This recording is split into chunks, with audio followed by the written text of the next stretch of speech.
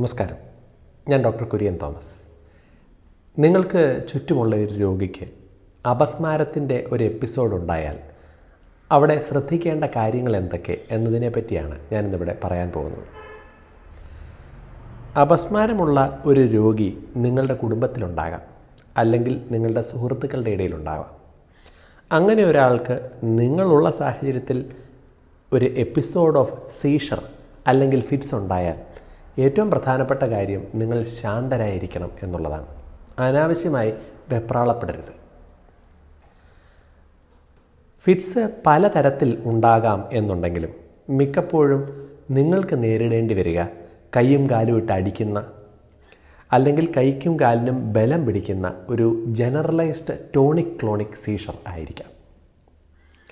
അവിടെ ആദ്യം ചെയ്യേണ്ടത് രോഗിയെ സുരക്ഷിതനാക്കുക എന്നുള്ളതാണ്.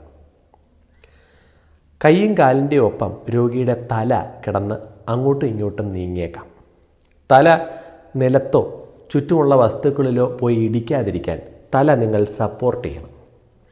സാധ്യമെങ്കിൽ ഒരു തുണിയോ തലയണയോ എന്തെങ്കിലും വെച്ച് രോഗിയുടെ തലയെ സപ്പോർട്ട് ചെയ്യുക.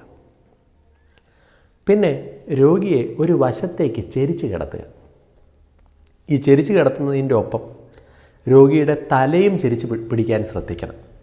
കാരണം ഈ സീഷർ ഉണ്ടാകുമ്പോൾ രോഗിയുടെ വായിൽ നിന്ന് നുരയും പതയുമൊക്കെ വരാം. ചില രോഗികൾ ഛർദ്ദിക്കുക വരെ ഉണ്ടാകാം. ഇത് രോഗി ആസ്പിരേറ്റ് ചെയ്യാതിരിക്കാൻ അല്ലെങ്കിൽ ചോക്ക് ചെയ്യാതിരിക്കാനായിട്ടുള്ള ശ്രദ്ധ നിങ്ങളുടെ സൈഡിൽ നിന്ന് ഉണ്ടാകണം. ചെരിച്ച് കിടത്തുന്നതിൻ്റെ ഒപ്പം തന്നെ രോഗി ടൈ പോലെ എന്തെങ്കിലും ധരിച്ചിട്ടുണ്ടെങ്കിൽ, അതല്ലെങ്കിൽ മുകളിലത്തെ ബട്ടൺസ് ഇട്ടിട്ടുണ്ടെങ്കിൽ അത് അഴിക്കാനും കഴുത്ത് ഞെരുങ്ങാതിരിക്കാനായിട്ടും ശ്രദ്ധിക്കണം. പല ആൾക്കാരും സീഷർ ഉണ്ടായാൽ രോഗിയെ സുരക്ഷിതനാക്കുന്നതിന് പകരം അവിടെ താക്കോലോ മറ്റു വസ്തുക്കളോ എല്ലാം ഉണ്ടോ എന്ന് തപ്പിപ്പോകും. താക്കോൽ കയ്യിൽ കൊടുത്താൽ ഉടനെ സീഷർ നിൽക്കും എന്ന് പറയുന്നത് ഒരു മിഥ്യാധാരണയാണ്. മിക്ക സീഷർ എപ്പിസോഡുകളും 2-3 മിനിറ്റുകൾക്കപ്പുറം നീണ്ടു നിൽക്കുകയില്ല. അത് കഴിയുമ്പോൾ അത് താനേ നിൽക്കും. അതല്ലാതെ താക്കോൽ കയ്യിൽ കൊടുത്തത് കൊണ്ടല്ല ആ ഒരു സീഷർ എപ്പിസോഡ് നിൽക്കുക. ഒരു സീഷർ എപ്പിസോഡ് ഉണ്ടായാൽ അത് തുടങ്ങിയത് എപ്പോൾ, എത്ര നേരം നീണ്ടു നിൽക്കുന്നു എന്നത് നിങ്ങൾ ശ്രദ്ധിക്കുന്നത് നന്നായിരിക്കും. കാരണം സീഷർ എപ്പിസോഡ് ഉണ്ടായി അത് 5 മിനിറ്റിൽ കൂടുതൽ നീണ്ടു നിന്നാൽ അത് രോഗിക്ക് അപകടമുണ്ടാക്കാം.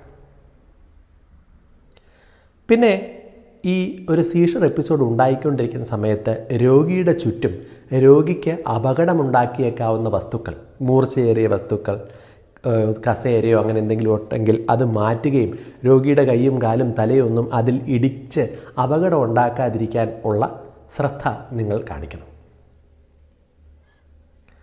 രോഗിയുടെ ആരോഗ്യസ്ഥിതിയെപ്പറ്റി നിങ്ങൾക്ക് ധാരണയുണ്ട് എന്നുണ്ടെങ്കിൽ അതിനനുസരിച്ചുള്ള തീരുമാനങ്ങളും നിങ്ങളുടെ വശത്തു നിന്നുണ്ടാവണം. ഉദാഹരണത്തിന് ഒരു ഡയബറ്റിക് ആയിട്ടുള്ള പേഷ്യൻ്റാണെന്ന് വെക്കുക. ചിലപ്പോൾ ഷുഗർ താന്നു പോയതായിരിക്കാം ആ രോഗിക്ക് ഫിറ്റ്സിലേക്ക് വഴിവെച്ചത്.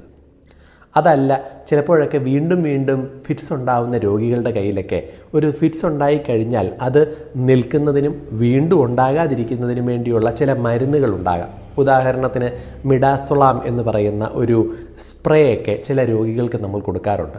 അത് മൂക്കിലടിക്കുകയാണ് എന്നുണ്ടെങ്കിൽ സീഷർ ഉണ്ടാകുന്നത് അവിടെ നിൽക്കുകയും വീണ്ടും വീണ്ടും വരുന്നത് തടയാൻ സഹായിക്കുകയും ചെയ്യും. സീഷർ ഉണ്ടാകുന്ന രോഗിയുടെ വായിൽ നിങ്ങൾ കൈ ഇടുകയോ വായിൽ മറ്റെന്തെങ്കിലും സാധനങ്ങൾ ഇടുകയോ ചെയ്യാൻ പാടില്ല. അത് രോഗിക്ക് അപകടം ഉണ്ടാക്കാം.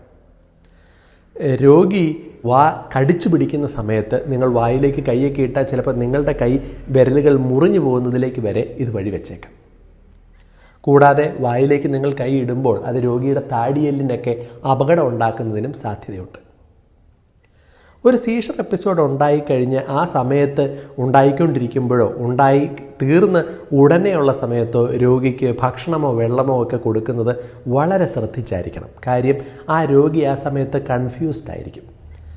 പരിസരത്തെപ്പറ്റി ധാരണയില്ലാത്ത ആ രോഗിക്ക് നിങ്ങൾ വായിലേക്ക് വെള്ളമൊക്കെ ഒഴിച്ചു കൊടുത്താൽ ചിലപ്പോഴൊക്കെ രോഗി ചോക്ക് ചെയ്യുക അല്ലെങ്കിൽ ആസ്പിരേറ്റ് ചെയ്ത് അത് കൂടുതൽ ബുദ്ധിമുട്ടുകളിലേക്ക് നീങ്ങിയേക്കാം. അതുകൊണ്ട് തന്നെ ഒരു സീഷർ ഉണ്ടായ രോഗി സീഷർ കഴിഞ്ഞതിന് ശേഷം സ്വബോധത്തിലേക്ക് വരുന്ന ആ സമയം രോഗിയുടെ കൂടെ ഉണ്ടായിരിക്കുകയും രോഗി പൂർണ്ണമായി ബോധവാനായതിന് ശേഷം വേണം മറ്റെന്തെങ്കിലും കുടിക്കാനോ ഒക്കെ കൊടുക്കാൻ. എപ്പോഴാണ് ഒരു സീഷർ ഉണ്ടായ രോഗിയെ നിങ്ങൾ അടിയന്തരമായി ആശുപത്രിയിലേക്ക് എത്തിക്കേണ്ടത്? ആദ്യമായിട്ടാണ് ഒരു രോഗിക്ക് സീഷർ ഉണ്ടാവുന്നത് എങ്കിൽ, സീഷർ ഉണ്ടായി 5 മിനിറ്റിൽ കൂടുതൽ നീണ്ടു നിൽക്കുന്നുവെങ്കിൽ, സീഷർ ഒരു തവണ ഉണ്ടായി 2-3 മിനിറ്റിന് ശേഷം വീണ്ടും ഉണ്ടാവുക, അങ്ങനെയുള്ളതിന് ക്ലസ്റ്റർ ഓഫ് സീഷേഴ്സ് അല്ലെങ്കിൽ റിക്കറൻ്റ് സീഷേഴ്സ് എന്ന് നമ്മൾ പറയും. പിന്നെ സീഷർ ഉണ്ടാകുന്ന സമയത്ത് രോഗിക്ക് എന്തെങ്കിലും അപകടം സംഭവിച്ചാൽ, പിന്നെ തീർച്ചയായിട്ടും പ്രായാധിക്യമുള്ള രോഗികളിൽ അല്ലെങ്കിൽ ഗർഭിണികളായ സ്ത്രീകൾ, ഇങ്ങനെയുള്ള ആൾക്കാർക്കൊക്കെ സീഷർ ഉണ്ടായാലും അവരെ ഈ എപ്പിസോഡ് ഉണ്ടായതിനു ശേഷം കഴിയുന്നതും നേരത്തെ ആശുപത്രിയിൽ എത്തിക്കാൻ നിങ്ങൾ ശ്രദ്ധിക്കണം. നന്ദി.